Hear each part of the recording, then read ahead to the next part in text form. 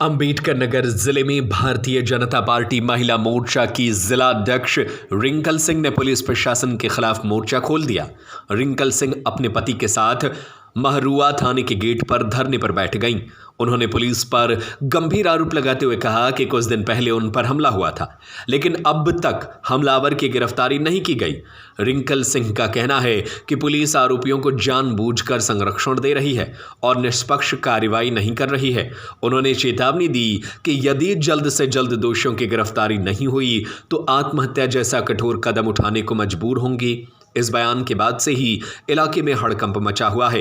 मामले के पृष्ठभूमि में बताया जा रहा है कि एक तालाब पर हो रहे अवैध अतिक्रमण का उन्होंने विरोध किया था। इसी को लेकर उनका विपक्षियों से विवाद हो गया और कथित रूप से उसी के बाद उन पर हमला किया गया। जी, मैं भाजपा महिला मोर्चा जिला अध्यक्ष हूँ अम्बेडकर नगर से।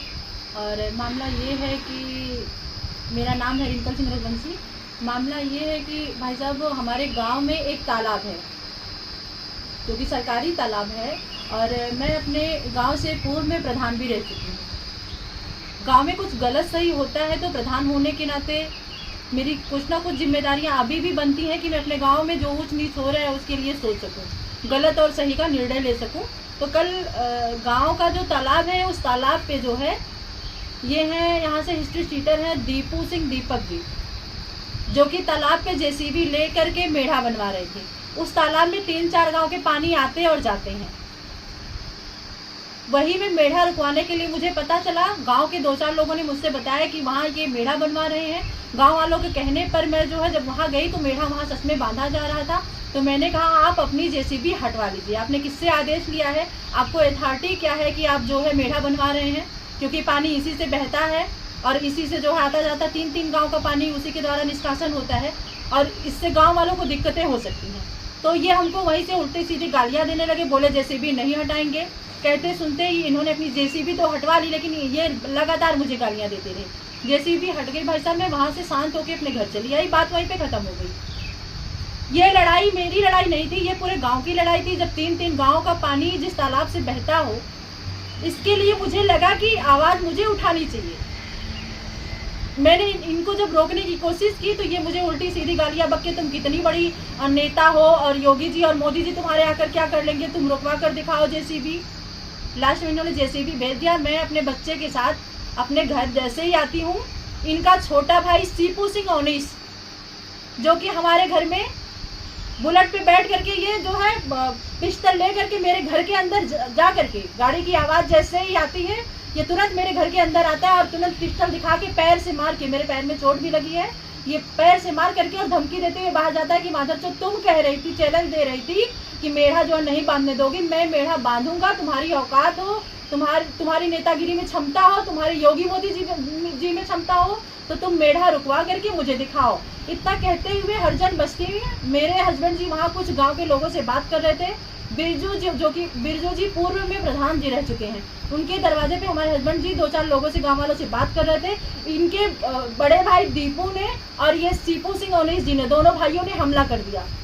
मैं भी वहां दौड़ के गई। लास्ट में आके मैंने भाई साहब थाने पे तहरीर दी, तो थाने पे पूरे दिन भर में कोई सुनवाई नहीं हुई। पूरा दिन भर में थाने पे बैठी रही, दिन भर में मेरी एक भी बात नहीं सुनी गई। जहां मैं जनता के लिए लड़ती थी, आम लोगों के लिए लड़ती थी, आज मैं दर दर भटक रही हूँ। कल से मैं थाने पे बैठी हूँ, मेरी कोई सुनवाई नहीं हो रही, यहाँ तक कि मैंने पानी नहीं पिया है।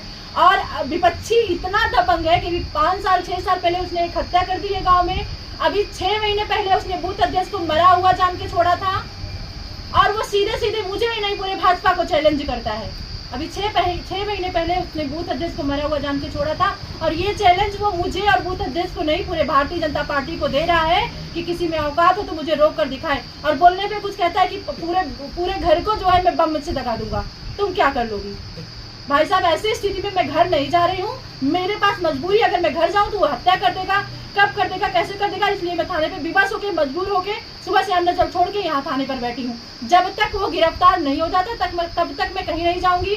अगर वो 1 घंटे में गिरफ्तार नहीं होता है तो मैं सब पूरे समाज के सामने, और ये मानते हुए कि कानून से कोई जो है सहायता ना मिलने के कारण मैं आत्महत्या कर लूंगी।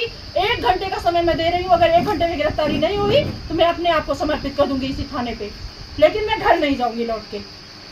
धरना स्थल पर पहुंचे कुछ पार्टी कार्यकर्ताओं और स्थानीय लोगों ने भी रिंकल सिंह का समर्थन किया और पुलिस प्रशासन के खिलाफ नारेबाजी की। वहीं पुलिस का कहना है कि मामले की जांच की जा रही है और तथ्यों के आधार पर जल्द ही आवश्यक कार्रवाई की जाएगी। यह मामला अब राजनीतिक रंग लेता जा रहा है और जिला प्रशासन पर दबाव बढ़ता जा रहा है कि वे निष्पक्ष जांच कर दोषियों को जल्द गिरफ्तार करें।